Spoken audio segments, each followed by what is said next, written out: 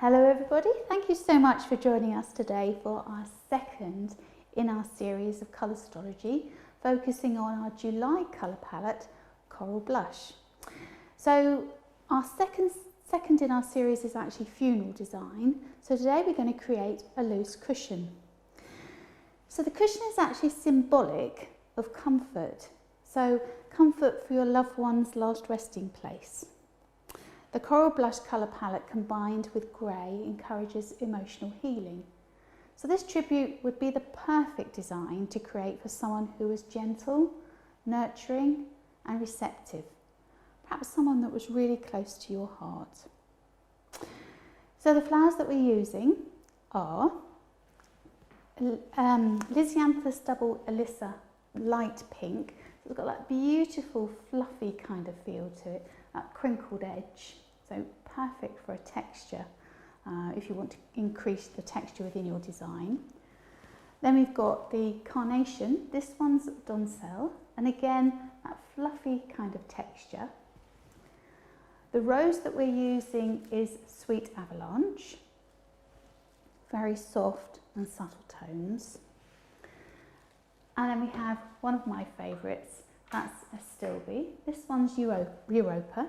So almost feather-like, really soft and frondy. Then to reinforce that silver tone within the Coral Blush colour palette, we're going to use some Eucalyptus cinerea. And again, to highlight that silver, I'm going to do a ribbon edging with the silver polypropylene ribbon. And then my tools that I'm using today are obviously my scissors, some steel pins, the polypropylene ribbon that I've mentioned, and my stapler. And obviously, last but by no means least, the main part of the design, and that's the frame. So I'm actually using a cushion foam frame here. Okay, so I hope this inspires you to have a go yourselves.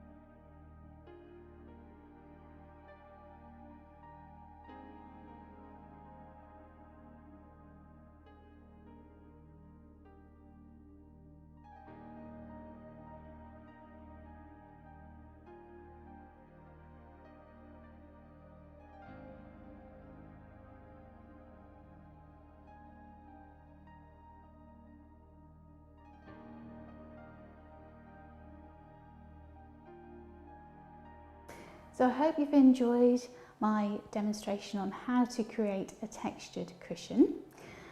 As always, I have some top tips for you. So top tip number 1, you can actually ribbon and green up the design in advance.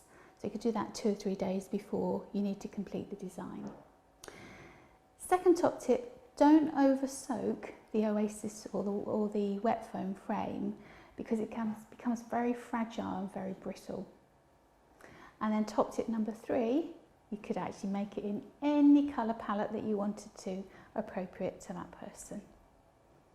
Alright, I hope you've enjoyed our design. I hope it's inspired you to have a go yourselves. Don't forget to share us, like us, and also go over to our YouTube channel and subscribe, because there are loads of inspirational tips, hints, and also other designs to complete. So I hope you've enjoyed this second in our Colourstrology series. Our next third one up is home decor, so don't forget to join us for that.